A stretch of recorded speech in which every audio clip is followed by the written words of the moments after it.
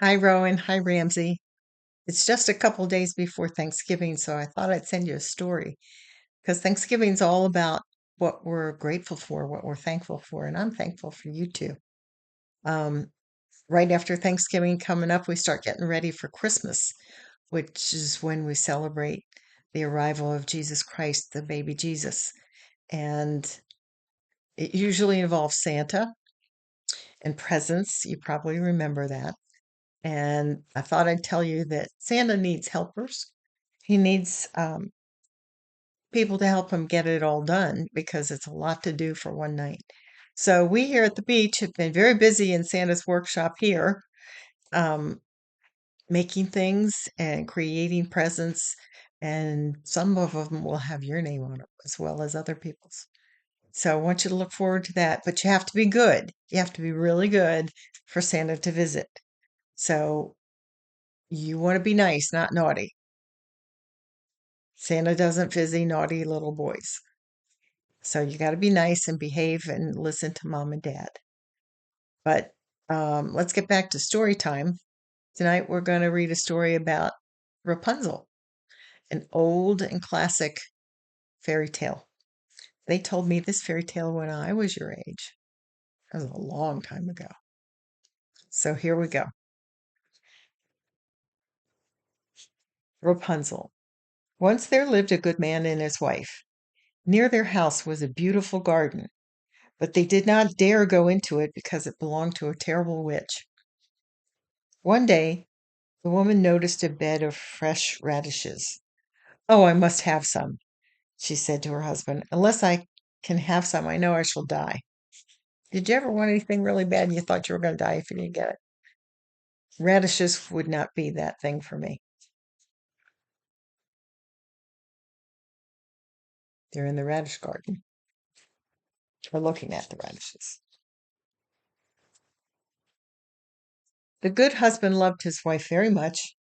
That night he climbed over the wall into the garden and picked a handful of radishes. The witch caught him. "Thief!" cried the witch. "How dare you steal my radishes? You shall pay for this." "Be merciful," begged the man. "My wife is dying of longing for your radishes."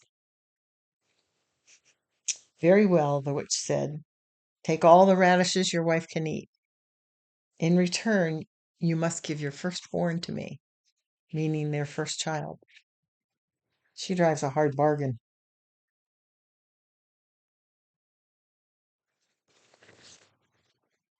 Soon a baby was born. The witch took her away and named her Rapunzel, which means radish.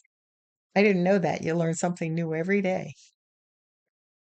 She was the most beautiful child under the sun.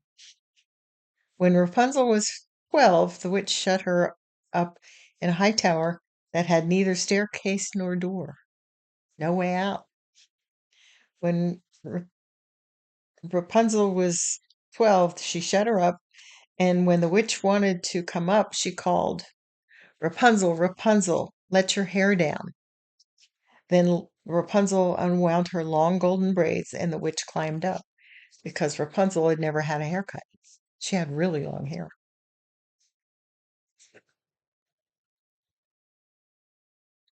Sounds like that would hurt, don't you think? With each year, Rapunzel became more beautiful. One day, a handsome prince heard her singing. He rode to the tower and cried, "Rapunzel, Rapunzel, let down your hair." Then he climbed up. When they saw each other, the prince and the Rapunzel immediately fell in love. Rapunzel promised to marry the prince as soon as she could escape from the tower. But the wicked witch discovered the plan. In a rage, she cut off Rapunzel's hair and sent her off to live in the wilderness. That's pretty mean. Then she wanted to wait in the tower to trap the prince. That evening, the prince climbed the golden rope of hair. Instead of his beloved Rapunzel, he found the horrid witch. "Rapunzel is mine," she screamed. "You shall die for trying to steal her." The prince leapt from the window, he fell into a thorn bush and was blinded. For many years, he wandered through the woods weeping for Rapunzel. He hit the ground pretty hard into a bush.